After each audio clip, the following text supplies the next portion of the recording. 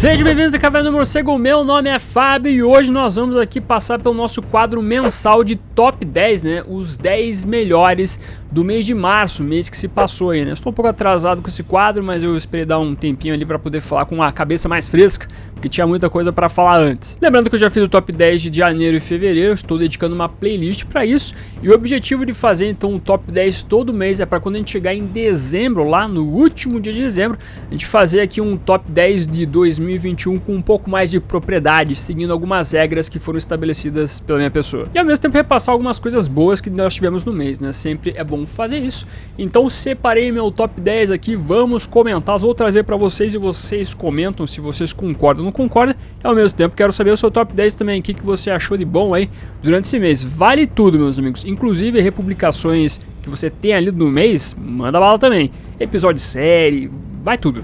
Da DC, Marvel e assim por diante. A minha regra aqui é que o quadrinho ou tudo que eu vá colocar no top 10, ele tem que ter aparecido com review durante o mês de março, né? Inclusive tudo que eu falar de filme também, quadrinho que foi publicado uns tempos atrás, que eu tô lendo agora, só trazendo pro canal, entra também no top 10. Então sem mais enrolação, vamos falar sobre o top 10, mas antes não esqueça de curtir esse vídeo para ajudar a subir nesse YouTube de meu Deus. E se você é nova, aproveita e se inscreva, porque todo dia tem vídeo aqui no canal, e aqui é um bom local para você ficar muito bem informado do universo morcego. Começando o meu top 10 aqui, eu vou colocar então o filme O Homem de Aço, do Zack Snyder. Olha aí aparecendo, né? Já que nós tivemos em março a Liga da Justiça de Zack Snyder, eu me propus a reassistir os filmes antigos aí dessa trilogia do Snyder, Homem de Aço, Batman vs Superman, a Liga da Justiça 2017, né, que não faz parte da trilogia mais, e depois para assistir a Liga da Justiça de Zack Snyder. E é um filme que eu gostei, dentro do meu review eu falo lá que eu tenho considerações diferentes em relação ao filme, não enxergo ele como um filme de super-herói focado no Superman, mas sim uma questão que envolve alienígenas, invasão alienígena, medo e etc. Inclusive eu usei muito a palavra medo aqui para caracterizar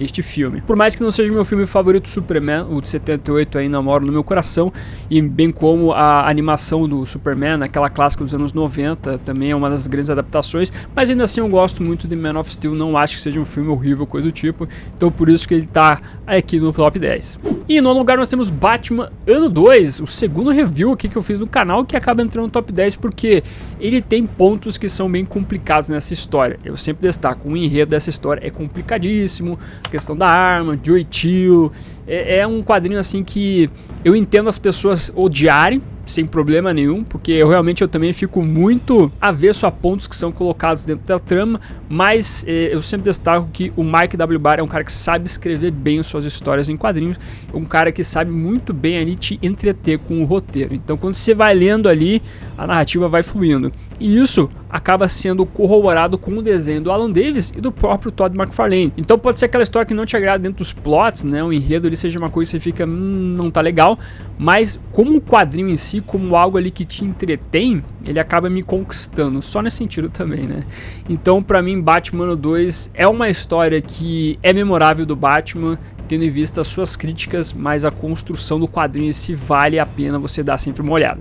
Em oitavo lugar nós temos Batman 106, o começo de uma nova fase para o morcego, né? A revista Batman começa efetivamente o ano 2021 com uma nova trama que coloca o Espantalho como vilão da trama e talvez de um bom período envolvendo as tramas do nosso personagem. E é uma trama que acaba sendo muito importante para o Batman porque ela começa a construir coisas que nós veremos se desembocar em DC Future State. Talvez sim, talvez não, mas nós temos ali tudo que envolve a criação do magistrado sendo implantado, a figura do Espantalho sendo algo bem pertinente para a trama, e o Espantalho aqui está muito bem caracterizado, pelo menos nos desenhos do Jorge Mendes. Inclusive a edição como um todo vale muito por causa dos desenhos do Jorge Mendes. Inclusive outro aspecto interessante da trama é a introdução de uma nova gangue que está atuando em Gotham City, que pode aí criar novos ares, né? Um novo antagonista que pode ser algo que seja marcante para o morcego, sendo que nessa gangue nós temos a participação da personagem chamada Miracle Molly, que está dando seus primeiros passos aí. Assim, não é, digamos, a grande edição recente do Batman, coisa do tipo. É, na verdade, uma edição que começa muito bem, mas que pode melhorar. Por isso que ela está aqui bem abaixo no top 10, mas eu estou crente que ela pode melhorar aí com o passar das edições. Estou torcendo pro James Tynion fazer um bom trabalho. Em sétimo lugar, nós temos Liga da Justiça de Zack Snyder, meus amigos. Tá lá, apareceu o filmezinho do Zack Snyder. Não foi o melhor do mês para mim, mas ainda assim foi um filme que eu gostei. Dentro dos seus problemas, dentro das suas virtudes, ainda pra mim foi um filme que me satisfez, que eu me diverti, que eu gostei de ver a reunião da Liga da Justiça. Eu sei que tem críticas aí assintosas em relação à maneira como o filme é, a maneira como é interpretado esses personagens, que vão desde a maneira como o diretor interpreta esses personagens que a gente conhece. Ao mesmo tempo, nós temos críticas um pouco mais profundas no sentido filosófico da parada também. Mas o que eu acho é que o filme, dentro do propósito que o Zack Snyder estabelece de criar uma espécie de graphic novel para toda essa história, tendo um começo e meio e fim, por mais que ele não tenha atingido o fim dele, eu acho que tem a sua liberdade de ser contada. Ele tem o seu direito de contar a sua história e dentro do que ele estabeleceu, para mim foi algo que eu curti. Como eu sempre ressalto, a minha visão desses personagens não são essa que o Zack Snyder traz. Eu penso diferente até em relação a alguns personagens. Por mais que o Batman na liga do Snyder aqui, nesse filme especificamente, eu não achei que foi um Batman extremo ou coisa do tipo. Foi um Batman até que ele tinha ali umas virtudes bem espirituais, na verdade. Mas como entretenimento no mês, valeu aí um filme que acabou aí colocando a DC um pouquinho dentro aí dos holofotes, né? Então fez o seu propósito o Zack Snyder.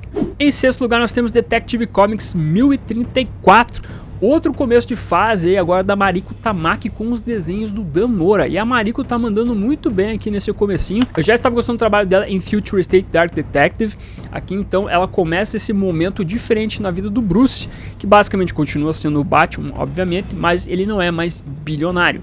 Ele não tá ali também numa classe média baixa, classe média alta. Ele tem ali uma grana considerável vindo da Wayne Enterprise, mas agora ele tem que se relacionar com outra esfera social de Gotham City. Ele não é mais bilionário, ele não fica acima de todos, né? Ele agora está ali numa esfera um pouquinho mais abaixo, tendo que lidar então com pessoas de classe média alta e descobrindo a visão deles em relação aos cidadãos de Gotham.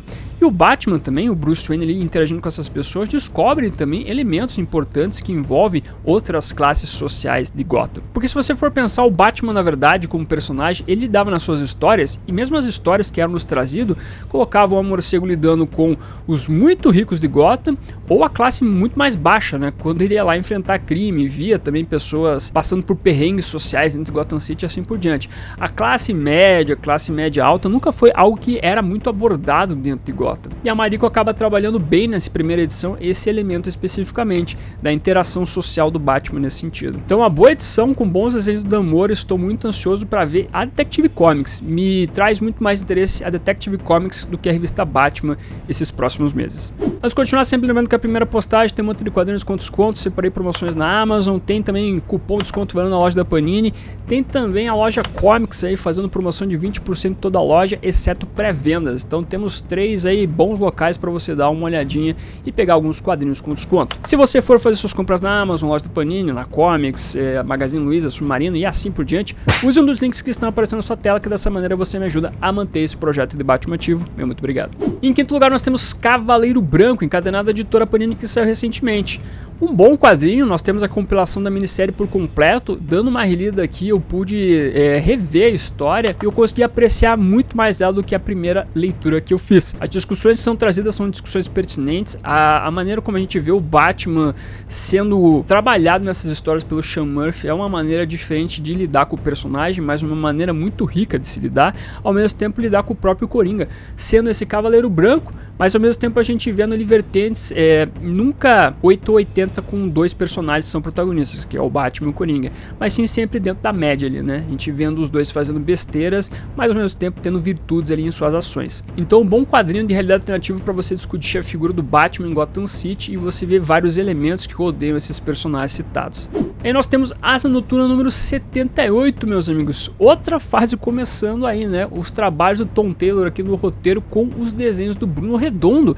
E essa fase a gente tava muito esperançoso, esperando pra caramba, porque a gente tava cansado de ver o Asa Noturna aí comendo o pão que o diabo amassou. Era Rick Grayson, depois ele virou lá o Dick Boy, que era uma secla do Coringa, o bicho tava se referrando pra caramba. O próprio nome do arco do Tom Taylor aí, numa adaptação da minha parte e da tradução, é Indo para a Luz, né? Jogando um pouco de luz pro Asa Noturna, porque o personagem tava precisando.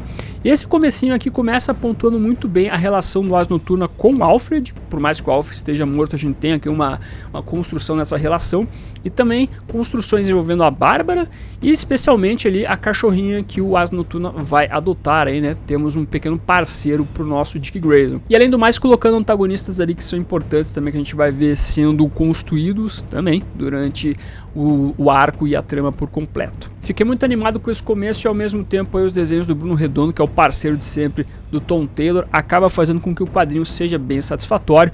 Eu indico muito a leitura para quem puder, quem gosta muito das Noturna, fica a dica. E com certeza essa fase tem tudo para ser uma fase memorável envolvendo o personagem. Em terceiro lugar nós temos Batman Dying is Easy, o fan-filme lá do Bat in the Sam, produtora que é especializada em fazer fan-filmes, fazer todo tipo de produção que envolve super-heróis ou personagens de outras mídias dentro de suas próprias visões. E o Batman Dying is Easy era um fan-filme que era muito esperado, porque nós tínhamos uma fidelidade estética em relação aos personagens que chamava muita atenção. E eu gostei desse fanfilme. Tem pessoas que não gostaram, mas quando eu vejo um fanfilme, eu sempre avalio de uma maneira diferente, conforme eu destaquei no meu vídeo de review. Eu não vejo um fanfilme sendo algo que a gente tem que comparar com um filme especificamente. São duas maneiras diferentes de você trazer esses personagens para o público. O fanfilme, você espera que ele seja carregado de easter eggs e você espera muito mais essa fidelidade estética do que necessariamente grandes atuações, um roteiro que seja extremamente primoroso. Até porque geralmente o fanfilme ele é um curta-metragem, ele tem, por exemplo, o Dying is Easy tem meia hora, que já é meio grande assim comparado a outros fanfilmes. Mas geralmente, não tô dizendo que é regra, tá? Mas geralmente é um curta-metragem e ele acaba pegando muito pro fã, né? Quando é fan-filme, ele tem ali esse propósito de ser algo pro fã, feito por um fã. Então você tem que entender esse propósito durante ali, né? Vendo o filme especificamente. E nesse sentido, o filme cumpre o seu propósito dentro daquilo até que foi feito de arrecadação, né? Cada ponto de arrecadação desse filme, que foi feito por um financiamento coletivo, você tinha lá, se chegar até X valor, a gente vai apresentar um personagem, chegar Y valor, a gente vai apresentar outro personagem como easter egg, e foi indo. Então o propósito foi muito bem atingido, na minha opinião, tirando uma coisa ou outra. Talvez eu não gostei, por exemplo, de uma atuação do Hugo Strange, que eu falei que ficou muito fora do personagem, então por isso que sendo um fanfilme, aquilo não funcionou pra mim. E talvez a cena pós-créditos ali que ficou meio filme pornô, né? Por mais que tenha algumas pessoas que ficaram bravas pelo fato de ter colocado isso. Teve gente chateado comigo porque eu falei que parecia um filme pornô, mas parece que isso quer que eu faça. Mas valeu, Dying Easy é um bom fanfilme aí, fica também a recomendação. Inclusive você pode assistir de graça na internet aí, tem legenda também, então procure aí no YouTube que você encontra. Vá no canal direto da galera do Bat in the Sun, porque lá a contagem de views é muito boa para eles também, né? Em segundo lugar nós temos Batman Urban Legends, que traz uma história do Capuz Vermelho com os roteiros do Chip Zdarsky e desenhos do brasileiro Ed Barrows. Uma história que eu curti pra caramba esse mês, meus amigos. A gente tava lá acompanhando Scott Lobel fazer 10 anos de personagem praticamente aí, sempre com aquelas histórias mornas, mais ou menos, uma ou outra ali se sobressaía, mas a maioria era sempre fraquinha.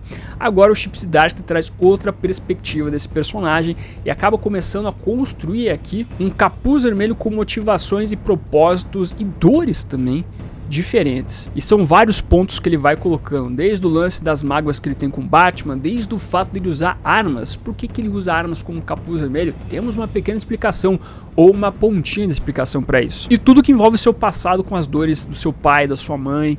Então é uma história que começou muito bem também. Várias histórias começando muito bem aqui, né? Eu temo por elas quando elas começam a chegar no fim, as coisas começam a decair. Mas eu não poderia deixar de destacar que o bom trabalho que o Zdarsky fez nessa retratação do Capuz Vermelho, combinado com um bom desenho do Ed Barrows. Ed Barrows sempre é um cara que manda muito bem as suas histórias. O cara tem uma boa narrativa e eu sempre gosto muito do traço dele, da maneira como ele caracteriza os personagens.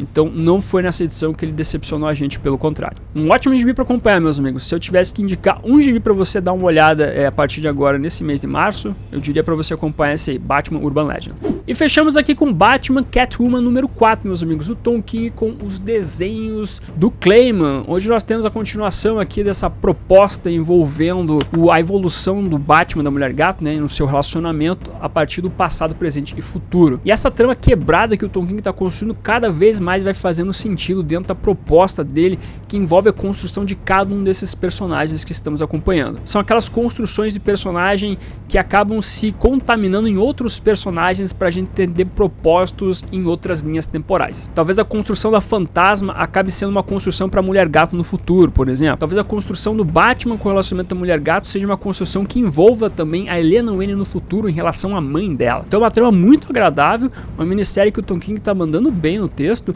e os desenhos do Claremont são muito bons. Então todo mês poder ler aí Batman Mulher Gato tem sido algo muito bom envolvendo o universo do morcego, e com certeza é uma leitura que eu vou recomendar. Eu ainda estamos na 4ª edição, né? Então tem chão pela frente, são mais 8 edições. Mas eu acho que o Tom King tem aqui um bom caminho pela frente. Eu acho que ele pode nos surpreender com essa trama toda. Vamos ficar no aguardo aí, mas pra mim tem sido uma das melhores coisas do mês. Então tá aí, meus amigos, fecharam o top 10 deste mês. Me diga o seu top 10, o que você gostou aí de assistir, ler, escutar, seja lá o que for. Me traga todos os seus comentários aqui embaixo, quero saber tudo de você. Bem como pode opinar aí em cima da minha listinha aqui, que você achou. Aproveite, curta, compartilhe, se inscreva no canal se você é novo ou nova, marque o sininho para ser notificado nos vídeos. Esse foi ficando por aqui. Como sempre, no final do vídeo nós temos os membros do canal, a galerinha que mantém este canalzinho aqui de pé. Agradeço demais a colaboração de vocês, bem como de você que faz suas compras através dos links da Panini, Amazon, Magazine Luiza, Submarino e assim por diante. Meu muito obrigado como sempre, e se você está chegando agora e quiser ajudar o canal, os links estarão na descrição. Aproveita que você tá aí, meu amiguinho, dá uma olhadinha no vídeo que está aparecendo agora. É um vídeo que vale seu clique. Agradeço a sua companhia, até a próxima e fui.